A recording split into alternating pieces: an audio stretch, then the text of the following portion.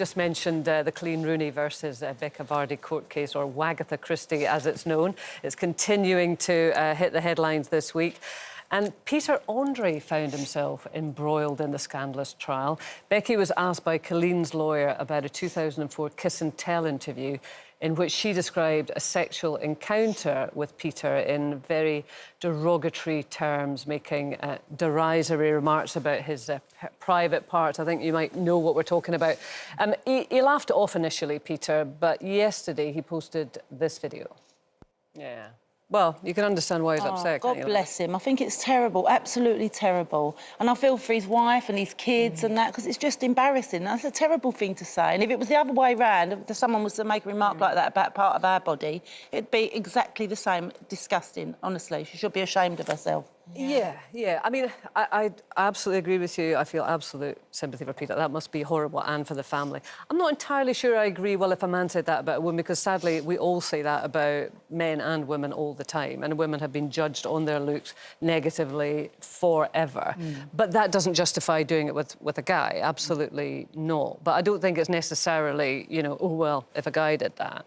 Do you think there's sometimes we imagine... I mean, I was with a group of girls the other day and there was one of the girls was, you know, making jokes about what she thought about a certain situation with men if they have a certain thing. I'm treading carefully here. And, you know, everyone was roaring with laughter. And I felt really uncomfortable with it because I thought there could be some men here that have that situation and you're actually making them feel really sad. Yeah, and, good point. And inferior and all those things. And I think sometimes... I think women get it a lot more than men, I have to say. I can think of all the things that I've heard through these... Yeah, but two wrongs don't make a right. Yeah, but two wrongs don't make a right, and I think that we do have to be more careful. We do make a bit of a joke of it, women will be more comfortable, maybe. And the way men are expected to receive it. Like, we're getting a lot better with our culture of mental health around men and them being able to talk, but this whole manning up and that everything's a joke and it should be taken on the chin.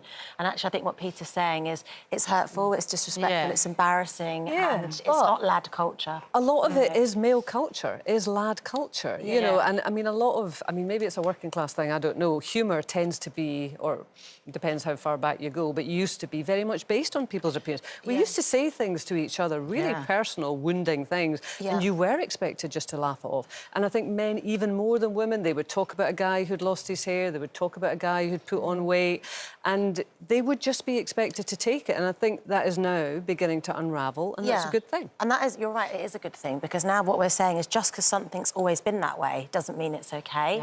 And, you know, joking about somebody's appearance, we talked about Will Smith's wife before, you know, it's just not necessary. It's lowbrow humour, it's not funny, and you don't know how hurtful it is because people don't always show you. I think it was actually really nice, that film from Peter, because he was so authentic. It was heartfelt, wasn't it? It really was heartfelt, and I think... a good guy. And he made himself vulnerable, actually, by saying that. And it's like, we don't want to be put in a situation where women are being expected to sort this out. I think, like you say, Kate, it's a good point.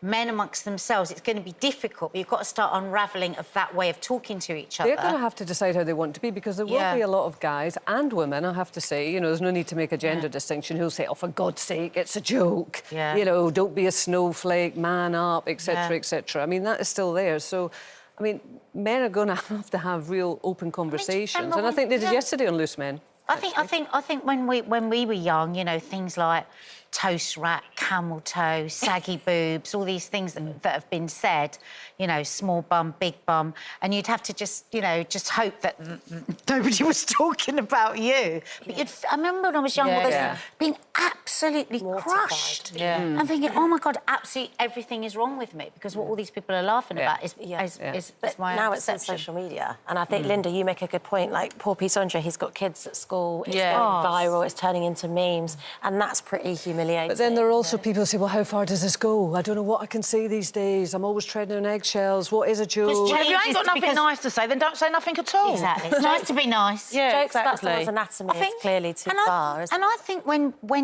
when you're having a period of change, it's uncomfortable and awkward, and so it will be uncomfortable and awkward as we're learning about, I didn't even know the word, microaggression, all these things that we're having to question ourselves. We'll come back to a happy balance. It will be better in the future.